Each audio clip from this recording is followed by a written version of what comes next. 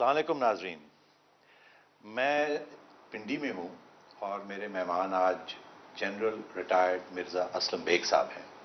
Bag صاحب نے بہت کچھ دیکھا اور بہت تبصرے کیے۔ ہم نے سوچا آج ہم ان سے ذرا گپ شپ لگائیں۔ بڑی مہربانی بیگ صاحب، آپ نے موقع دیا۔ میرا پہلا سوال تو ظاہر ہے وہی ہے کہ جب ایئر کریش ہوئی جنرل ضیاء الحق کی اور آپ اپنے جہاز میں روانہ ہوئے راولپنڈی کے لیے، تو آپ کے ذہن میں کیا تھا اس وقت؟ پہلے تو میں واپس گیا جب خبر ملی کہ ان کا جہاز کا کریش ہو گیا ہے۔ نیچے بھی آیا میرا جہاز، نیچے ہیلی کاپٹر پہنچ چکے تھے ان لوگوں کے جو بھالپور سے ملتان جا رہے تھے۔ انہوں نے کہا کہ یہاں پہ تو کچھ بھی باقی نہیں ہے۔ تو یہی وہ فیصلہ تھا جو کرنا تھا ہم نے، کہ ہم نے جانا ہے اس حادثے کی جگہ پہ یا راولپنڈی جانا ہے جہاں پہ ایک بہت بڑا خلا پیدا ہو گیا تھا۔ کچھ نہیں پتا تھا کہ یہ حادثہ ہے، کوئی سازش ہے، کوئی کو ہے۔ تو میں نے فیصلہ کیا کہ واپس یہ جانا۔ آپ کے ذہن میں یہ بات آئی کہ شاید کوئی کو نہ ہو رہا ہو؟ جی اچھا، تو وہ تو اگر ہو رہا ہوتا تو وہ جونیئر آفیسرز کا کو ہونا تھا۔ نہیں اچھا، ضروری نہیں ہے، اس لیے کہ یہاں پہ بڑے سینئر لوگ موجود تھے۔ اسی لیول کے لوگ موجود تھے کہ جنہوں نے مشرف کے لیے کو کیا تھا، تو ہر چیز ممکن تھی۔ میں واپس آیا اور صرف میں نے آتے ہوئے ایئر چیف اور نیول چیف کو دعوت دی، D G I S I کو بلایا۔ کون تھے اس وقت؟ جنرل حمید گل اور آرمی کے جج ایڈوکیٹ جنرل، تاکہ وہ مجھے بتا سکیں کہ آئینی تقاضے کیا ہیں۔ ہم تینوں بیٹھے اور بیٹھ کر کے ہم نے فیصلہ کیا۔ یہ متفقہ فیصلہ تھا، میرا ذاتی فیصلہ نہیں تھا، کہ ہم نے وہ راستہ اختیار کرنا ہے جو آئین کہتا ہے۔ اور پھر حادثہ ہوتا ہے کوئی 5 بجے کے قریب، 8 بجے، یعنی 3 گھنٹے کے اندر آئین بحال ہو چکا تھا۔ اور آپ اس میٹنگ کے بعد پھر آپ نے پریزیڈنٹ غلام اسحاق سے میٹنگ کی؟ اسی میٹنگ کے دوران ان کو بلایا گیا، دعوت دی گئی سب کے سامنے، تاکہ ہر ایک گواہی دے سکے۔ اور وہاں پھر وہ آگئے، پھر فیصلہ ہوا، آپ نے کہا کہ ہمارا فوج کا یہ فیصلہ ہے، افواج پاکستان کا فیصلہ ہے کہ آپ ذمہ داری سنبھالیں اور 90 ڈیز کے اندر الیکشن کروائیں۔ مگر آپ کے ذہن میں یہ بالکل نہیں سوچا آپ نے کہ یہ اچھا موقع ہے، میں ٹیک اوور کر لوں، یہ سنبھال بھی سکیں گے سیاستدان کہ نہیں، بے نظیر آ جائے گی، سیکیورٹی رسک ہوگی؟ دیکھیے تھوڑا سا اس کا بیک گراؤنڈ ہے، وہ یہ کہ میں بڑا مختلف انسان ہوں۔ میں واحد جنرل ہوں کہ جو پاکستان کی تحریک میں حصہ لیا 1945 سے 47 تک، اس علاقے میں جہاں مسلمان صرف 8 اور 9% ہوا کرتے تھے۔ میں اپنے اسٹوڈنٹ فیڈریشن کا پریزیڈنٹ تھا، پورے اپنے ڈویژن کا۔ ایک الگ جدوجہد تھی وہ۔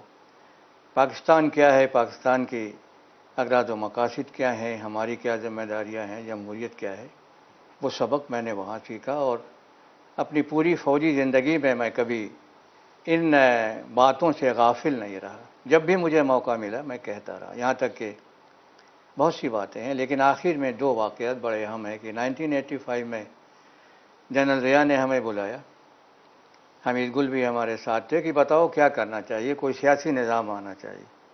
ہم بیٹھے، ہم نے بڑی تحقیق کی، اس کے بعد مختصراً جو اس کا آخر میں جو نچوڑ تھا وہ یہ تھا کہ الیکشن کروائیے اور اقتدار دے کے الگ ہو جائے۔ اچھا، اقتدار سے پھر فارغ ہو جائیے، یا اقتدار میں رہیں مگر الیکشن کرا کے ایک ٹرانزیشن؟ الیکشن کرا کے آپ الگ ہو جائیں۔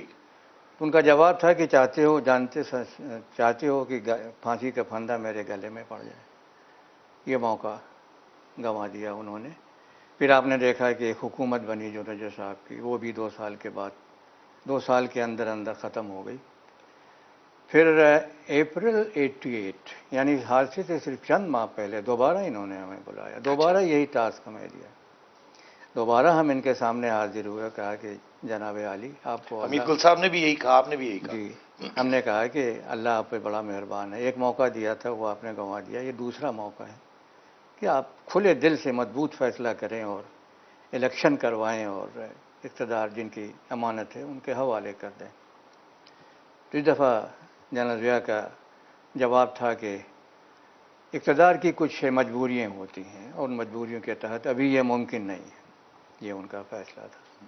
یہ اپریل کی بات ہے، تو جب یہ چند ماہ کے بعد یہ حادثہ ہوتا ہے تو میرے لیے میرا ذہن بنا ہوا تھا، اس لیے مجھے فیصلے کرنے میں کوئی دیر نہیں لگی۔ تو مجھے یہ بتائیے کہ پھر جب بے نظیر، آپ کو پتا تھا بے نظیر جیتے گی، پتا تھا۔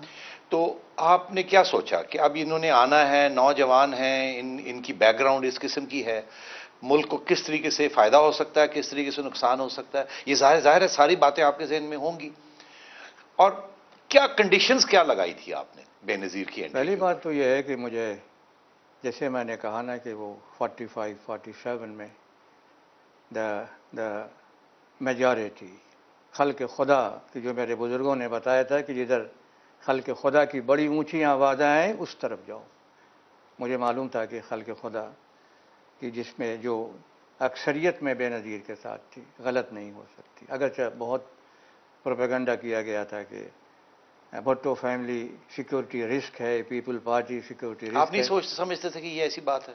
میں نے کبھی ان باتوں پہ یقین نہیں کیا، میں جانتا تھا یہ سیاست ہے، اور مجھے یہ بھی یقین تھا کہ مجھ میں اتنی صلاحیت ہے کہ میں محترمہ کو یہ بتا سکوں گا کہ جب وہ اقتدار میں آتی ہیں تو ہمیں یعنی افواج پاکستان کو کسی قسم کا خوف نہیں ہونا چاہیے۔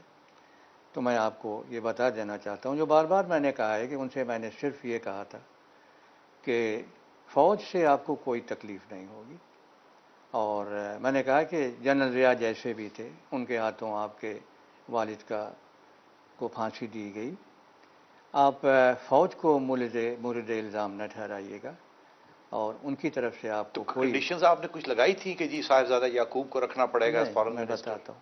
پہلی بات تو یہ فوجی معاملات میں نے کہا مجھ پہ چھوڑ دیں، اگر تکلیف ہوئی تو میں آپ کے پاس آؤں گا۔ دوسری بات میں نے کہی کہ غلام اسحاق خان صاحب کو جن کو ہم نے ذمہ داری دی ہے، میرے خیال میں تجربہ ہے، ان کا تعلق ہے ایٹمی پروگرام سے شروع سے، پہلے دن سے جب بھٹو صاحب نے بنایا تھا، اور تجربہ کے لحاظ سے ہر طرح سے ایک موضوع صدر ہیں، لیکن اختیار آپ کو ہوگا کہ آپ جو فیصلہ کریں جب آپ منتخب ہو کے آتی ہیں۔ تیسری بات میں نے ان سے یہ کہی کہ میں نے ان کو یہ کہی کہ جنرل ضیاء کی فیملی کو تنگ نہ کیجیے، یہ میرا اخلاقی فرض تھا، میں ان کے نیچے سرو کر چکا تھا، میرے سینئر تھے، اور مجھے بڑی خوشی ہے کہ محترمہ نے ان تینوں باتوں کا لحاظ کیا اور کوئی شرط نہیں تھی۔ تو پھر یہ کہتے ہیں جی کہ صاحبزادہ یعقوب کہا گیا کہ ان کو رکھنا پڑے گا، یہ پھر غلام اسحاق خان نے خود اپنا انیشیٹو لیا، اس میں آپ کا کوئی مداخلت نہیں تھی، کسی قسم کا دخل نہیں تھا؟ میری کوئی ترجیحات تو پھر ایک سال کے اندر جنرل صاحب صورتحال کیسے بدل گئی کہ آپ نے اور اسحاق خان صاحب نے یہ سوچا کہ یہ سیکیورٹی رسک بن گئی؟ جی میں نے نہیں سوچا، اچھا، یعنی قطعاً میرا کوئی اس میں رول نہیں تھا۔ میں نے یہ بھی کہا ہے کہ جب محترمہ کے خلاف سازشیں بہت آگے جا چکی تھے تو مجھے ایک دن غلام اسحاق صاحب نے بلایا اور انہوں نے ایک نان پیپر مجھے دیا کہ جس میں کوئی 18 19 بڑی سنگین قسم کے الزامات تھے محترمہ پر، اور ساتھ ہی انہوں نے یہ بھی کہا کہ بار بار ان کو کہا ہے، اس کے باوجود محترمہ نے اس پہ عمل نہیں کیا ہے۔ تو میں نے کہا آپ کیا چاہتے ہیں اس پہ؟ تو ان کا کہنا تھا کہ آپ ذرا مشورہ کر لیں۔ تو میں نے اپنے فارمیشن کمانڈرز کانفرنس ان دنوں ہو رہی تھی، میں نے ان کے سامنے پیش کیا کہ یہ الزامات ہیں محترمہ کے خلاف صدر کی طرف سے۔